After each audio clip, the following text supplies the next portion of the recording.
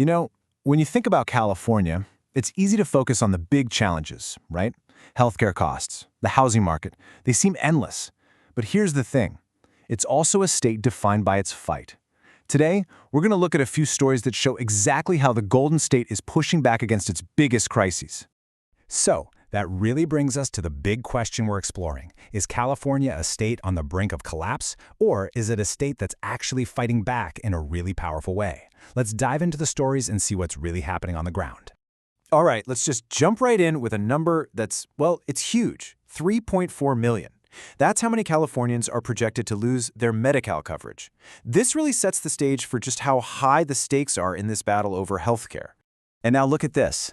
This chart paints a really stark picture of the home ownership gap.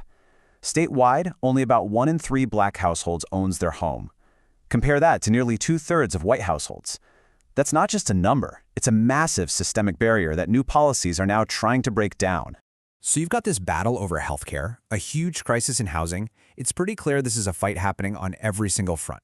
And in this explainer, we're going to break down how these massive challenges are being met with new laws, some really innovative programs, and just powerful community action.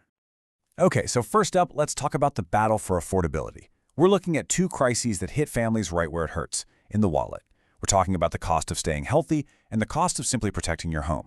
At the center of this whole healthcare debate, there's this major clash between Washington, D.C. and Sacramento over a federal bill, H.R. 1. From the White House's perspective, it's a game-changing tax cut that's going to fuel the economy. But back in California, Democrats are sounding the alarm, saying it's going to rip billions from the state's health system and crush the providers people rely on. And you better believe California is pushing back hard. Assemblymember Maya Bonta had some very strong words, basically accusing federal leaders of ignoring the real-world impact on families. Her message was clear. Congress needs to fix this, and they need to do it now. But you know, it's not just about healthcare premiums. There's this other affordability crisis bubbling up, and it's being fueled directly by climate change: home insurance. Okay, get ready for this number, because it's pretty wild. Only 31%. That's it. That's the percentage of California residents who actually have homeowners insurance, the lowest rate in the market. It means a massive part of the population is completely exposed when disaster hits. And behind a number like that, there are real people with devastating stories. Let me tell you about Gail and Rashid Ali. They were literally celebrating their 43rd wedding anniversary when the Eaton fire just took everything. Their home of 33 years, their cars, a lifetime of art. And the insurance they had, it wasn't even close to being enough. And listen to what Gail said, because it gets right to the heart of this whole thing. She asks why everyday people should be stuck with the bill while huge corporations that contributed to the problem just get to walk away. That feeling of injustice is fueling a major push for change. And that push is a proposed law called Senate Bill 982, or the AR Act. On one side, you have supporters like fire survivors who say the logic is simple: make the fossil fuel companies pay for the damage. But on the other side, opponents argue it's just a political stunt that's going to end up costing jobs and making things more expensive for all of us.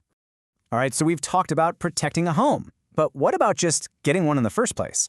Let's shift gears and look at the housing crisis and some of the really creative solutions being tried, from the state government all the way down to the local neighborhood. And believe me, the need is absolutely urgent. Look at these numbers for 2024. Just 10% of Black households in California could actually afford to buy a medium-priced home. That is less than half the rate for white households, and it shows you the enormous barrier to building generational wealth.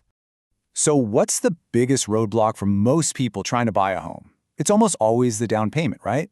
Well, California has an answer for that. It's called the Dream for All program, and it's designed to give first-time, first-generation home buyers a loan for up to 20% of the home's price. So how does it actually work? It's actually pretty straightforward.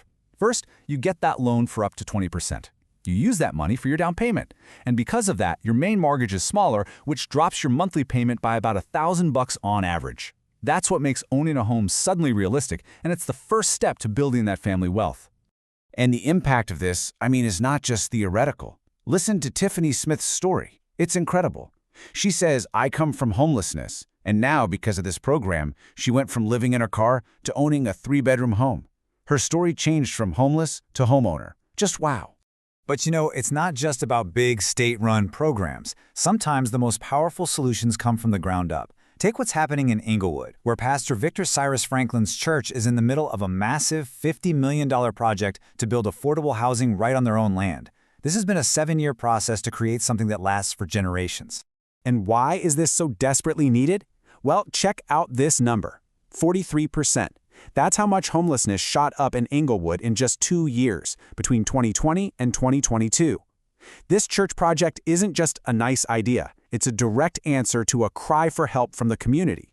You know, all of this, the laws, the programs, the construction projects, it all brings us to our final point. Because behind every single one of these efforts, there are people, real leaders, community architects who are fueling this fight for a better future. Just recently, an event in LA called When Black Women Lead did just that. It honored some absolute trailblazers. These are the women on the front lines, shaping everything from economic development and wellness to advocating for kids with special needs. They are the human engines of the change we've been talking about. And this kind of leadership doesn't just appear out of nowhere. It's built on a really long legacy. This celebration marks 76 years of collaboration, of celebrating Black achievement and resilience. It's all about honoring that history to inspire the work that still needs to be done today. So when you step back and look at all of this together, what's the big picture? What's really going on? It looks like California has become this incredible laboratory for solutions. You have these big, top-down policies from Sacramento meeting this passionate, bottom-up action from local churches and community leaders. It really feels like California is throwing everything it has at these problems, all at once. And maybe it has to. But it leaves us with one final, really important question. With all these different approaches being tested, which ones are going to be the true game changers that actually shape a better, more equitable future for the state?